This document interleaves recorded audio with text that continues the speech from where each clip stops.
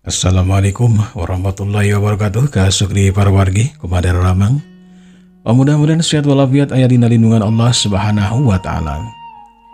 Dina dengan ayeuna simkuring beres neraskeun hanca anu katunda pertos lami dina jajar cerita Sunda si Dudung Jawara Kilat tina bagian anu kaopatna ayeuna teh. Saatnya dikawitan seminggu ngomajak kalau channel subscribe bangkan diklik tombol subscribe na teras like teras komen teras aktif ke notifikasina kan parantos hatur pisan mudah-mudahan berkah kangge urang sadayana kasadayana maranco.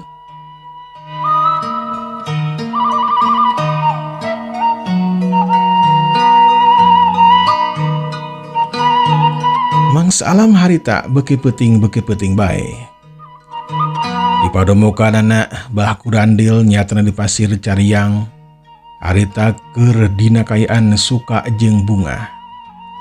Bah kurandil dina kayaan suka jeung bunga hatina berbunga-bunga. Narsi oge dina waktu harita pamajikan anu katiluna gurandil atau bah gurandil ngerasa bunga deui. Tapi dina hate anu leutikna mah aya kasedih anu nyangkrung lantaran bah gurandil teh geus maihan salakina anu katelah mangjuha teh. Ayeuna mah Narsi teh geusah menurut pendapatna bah gurandil mah geusah jadi pamajikan anu katiluna. Tata cara nikahna atawa kawin bah gurandil memang beda jeung jalma-jalma anu nikah dina pada umumna anu aya di pilamburan. Harita bah gurandil jeung Narsi teh asup ka hiji kamar anu geus meunang ngahias nyatana Mimin jeung Ijem harita dihias. Benikeun ka alus pisan. Sarereungit pokona mah pikabetaheun we. Sing saha jalma anu nyicingan eta kamar. Lampu cempor aya menikeun ka ngagateng. Cukup we kaciri pikeun bah gurandil mah. Sabadana bah gurandil harita asup ka eta kamar, Narsih oge harita asup lantaran dikaleng cangkengna teh kusahaku bah gurandil. Gek harita duanana diuk dina sisi dipan atau dina sisi ranjang ok harita bah gurandil. Nyai tememiti ayeuna berarti orang teh bakal ngambah sagara rumah tangga. Nyai teh termasuk bojo akang anu katiluna. Wiyah nanya sing sabar lantaran cicing di panemukan akang mah loba dodojana.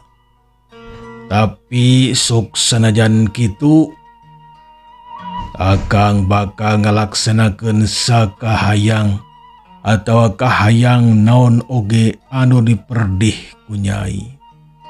Cek paribasa hayang bulan oge arek dilaksanakeun ku engkang mah.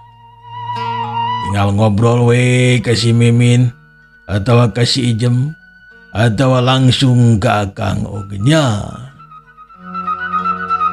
Dina peuting ayeuna akang ngahayang susukaan jeung sugema disimeuhan ku rasanya ajeng katresna ti nyai. Wayana cing ridho cing ikhlas nyai nya.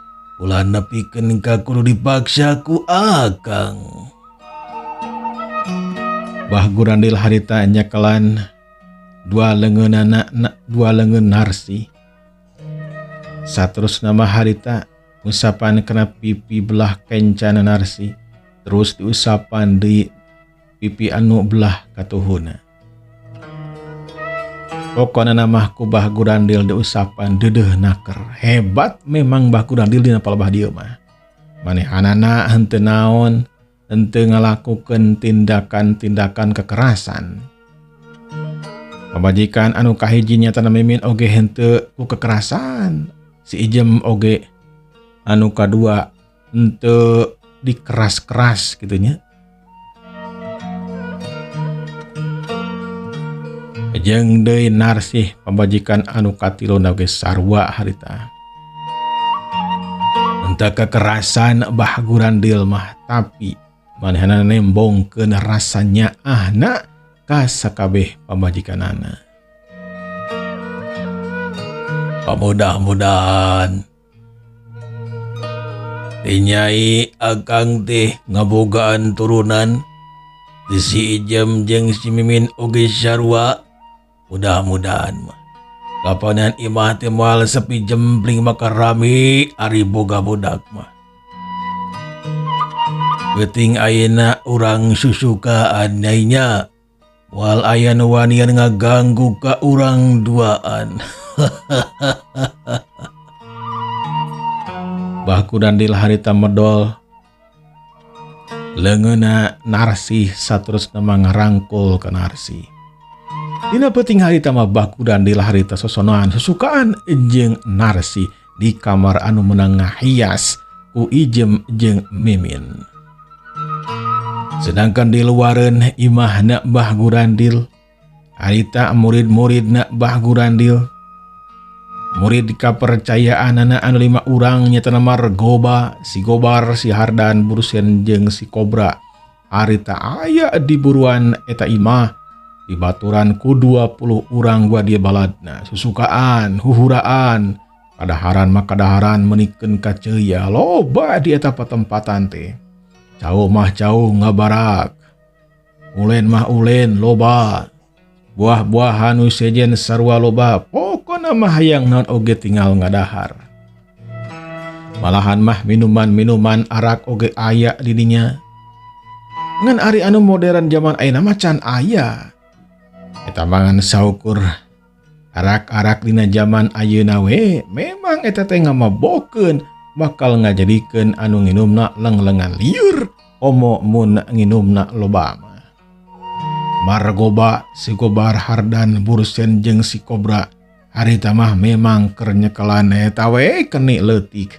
Saterusna mah nginum menikeun ka ngelokek terus harita joget-joget sagala. Sakabeh jalma memang di eta patempatan huhuraan. Sakabeh jalma eueuh anu cicing kabehanana oge moyeg ulah aya anu cicing sok komo nepikeun ka sare mah. Geus tangtu we Margoba bakal nyarekan. Sedengkeun harita si Ijem jeung Mimin dina waktu harita aya di hiji kamar. Manehanana memang sarenana teh babarengan. Biasana mah sok dipisah atau sok misahkeun diri. Tapi dina peuting harita mah hayang babarengan sarenana teh bari jeung ngobrol tamakaluman we. Ya sabadana ngobrol raralila mah reup-reup duanana harita teh meuremkeun dua panonna saterusna mah guher we sare menikeun ka tibra. Sedangkeun wadia baladna Bah Gurandil mah harita masih keneh hura-hura, masih keneh we galecok, masih keneh ngagandeng di buruan imahna Bah Gurandil. Bah Gurandil oge teu ngamek ari teu ngaganggu ka manehanana mah. Lamun tiap mah ngaganggu ka dirina, kakara Bah Gurandil tangtu bakal nyarekan, bisa-bisa baik bakal dipaehan, bakal diparagatkeun nyawana.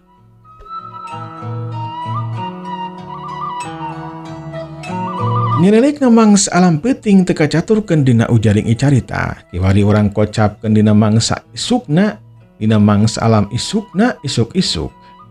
Manuk mah manuk harita recet, dina tatangkalan menikeun cacing carwit ucela aclik kanadahan barungah bisa arulin jeung pada baturna. Malahan mah aya manuk anu balaleger sagala. Ron poe dina waktu harita geus moncorong, geus naik eta panonon poe teh kira-kira mah pukul 7:30.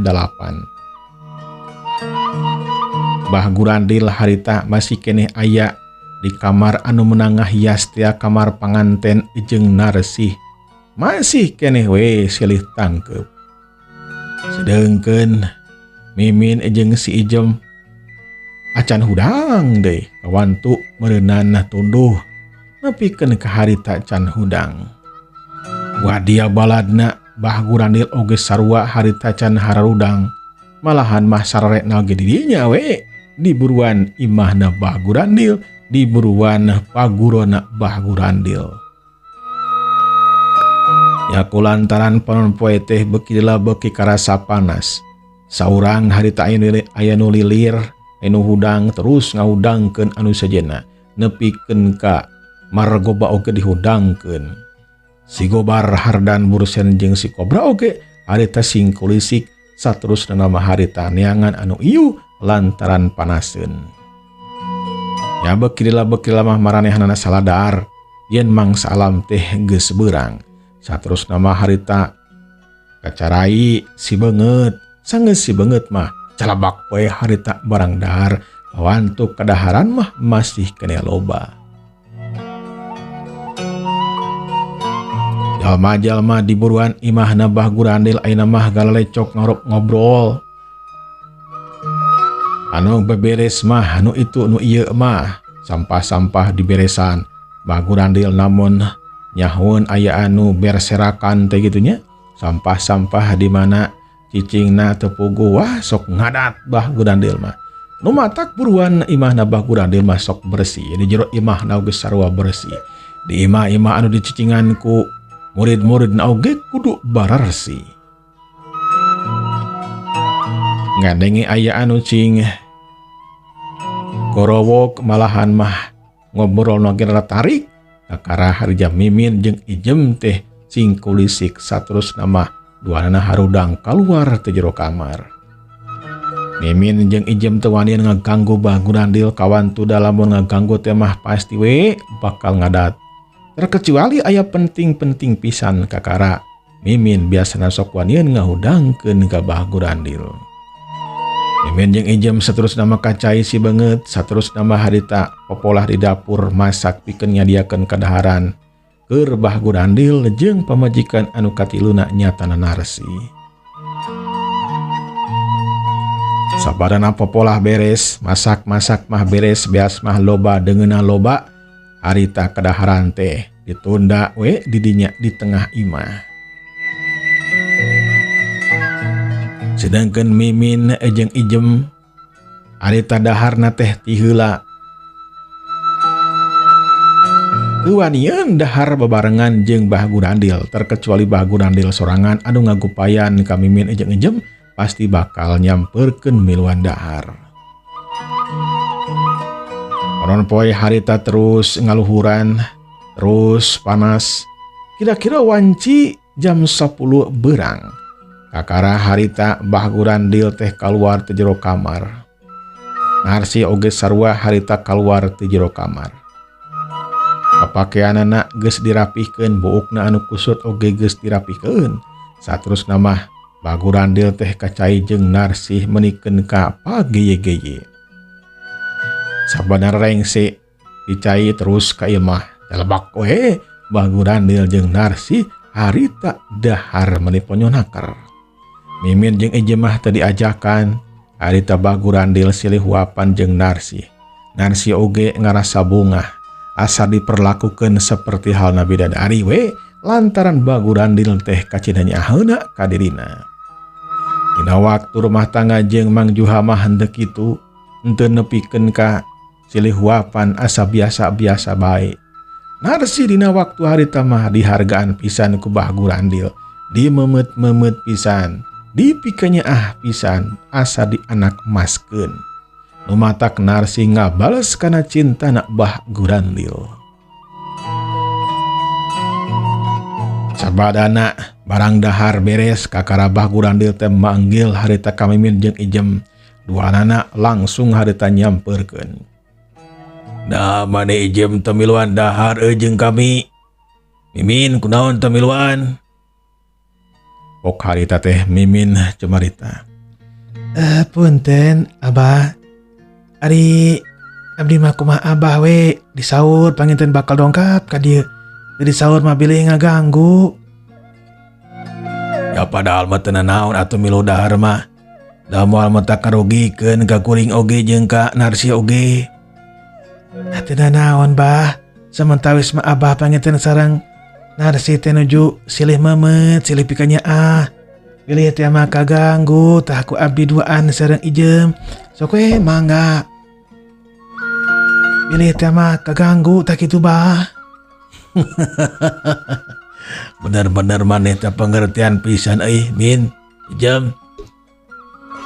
Ya syukur we atuh. Ya syukur we atuh. Hari kitu cara nama bisa ngahargaan ka kami duaan. Tapi tenan naon lanya. Ayeuna mah tenan naon. Madane duaan teu miluan dahar, isukan mau ya miluan dahar ngariungnya. Supaya naon? Supaya katompokna teh rukun orang teh tah kitu. Mohon bah pami kitu cara nama. Mangga dilaksanakeun anjing mah.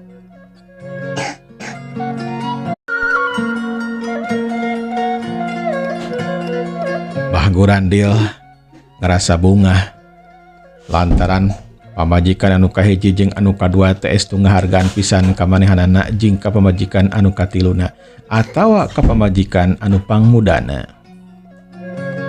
Nyaku lantaran Mbah Gurandil teh geus rengse dahar jeung Narsih saterusna mah eta kadaharan teh diberesan ku Mimin jeung Ijem. Mbah Gurandil harita nangtung saterusna mah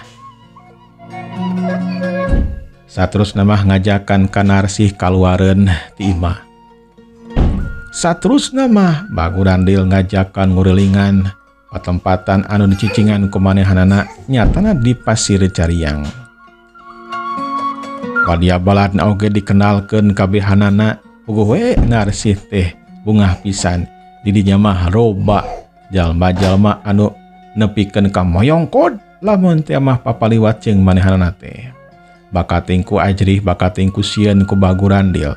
Lantaran memang kitu kakuduanana ku Mbah Gurandil geus diatur kudu sopan cenah ka Mbah Gurandil. Padia balad anu sejenna ge nyatana anu jumlahna 20 urang teh. Kamar Goba jeung si Gobar, Kamar dan Bursen jeung si Kobra sarua sok moyongkod. Si Margoba jeung wadia balad anu opatan oge sarua moyongkod ari ka Mbah Gurandil mah. Tingkatan-tingkatan anak memang beda-beda itunya silih hormat kudu silih hormat jeung pada jalma sejenna. Mbah Gurandil sok senajan memang manehna teh jalma jahat tapi ngajungjung kana naon kana ksatria. Manehanana wanita tarung jeung Mang Juha tapi kalayan satria hiji lawan hiji. Ngan kulantaran Mbah Gurandil teh manehanana kasoran eleh gitunya nu matak Mbah Gurandil harita mah ngagunakeun licik ngagunakeun bubuk-bubuk tipung anu ditiupkeun lantaran geus sababaraha kali tak eleh tarung ku Mang Juha nu matak Mbah Gurandil ngalakukeun tindakan licik samodel kitu. Sabadana Mbah Gurandil kukurelingan jeung Narsih ngenalkeun murid-muridna. Balik deui harita ka jero ieu mah sub deui harita ka kamar. Mbah Gurandil bener-bener aya dina puncakna kanikmatan, puncakna kaindahan. Peurang teh menikeun ka sakedeung, peuting oge sarua karasana teh sakedeung. Nya urang kocapkeun para kaum dangu saminggu eueuh ti harita. Mbah Gurandil jeung Narsih masih kene geget, masih kene terus-terusan babarengan ka mana wae oge. Malahan mah mandi oge sok babarengan. Tapi dina waktu dahar mah 2 poe ti harita ti sabadana kawin teh sok babarengan dahar mah jeung si Mimin oge si Ijem. Mbah Gurandil silih huapan jeung Narsih osok ngahuapan oge ka Mimin jeung ka Ijem. Dina hal ieu mah bungaheun Mimin jeung Ijem oge ngarasa dihargaan kudu jadi salakina.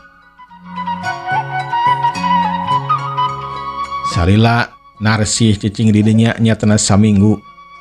Loba hal-hal anu anyar di dinya teh. Loba tingkah paripolah anu beda Narsih teh harita. Anu biasana hirup miskin, hirup serba sederhana. Tapi dina waktu harita mah Narsih teh dina kaayaan kelimang harta loba hartana Mbah Gurandil mah ladang naon ladang maling anak buahna teh ladang sosoro ngarampog teh nu matak Mbah Gurandil mah loba hartana beasna loba perhiasanna loba duitna oge loba nu matak narsih dina waktu harita asa jadi tuan putri we diukna oge menikeun ka di pangluhurna di antara pamajikan anu sejena. Waktosna program dangu lujeng kantun kasadayana. Wassalamualaikum warahmatullahi wabarakatuh.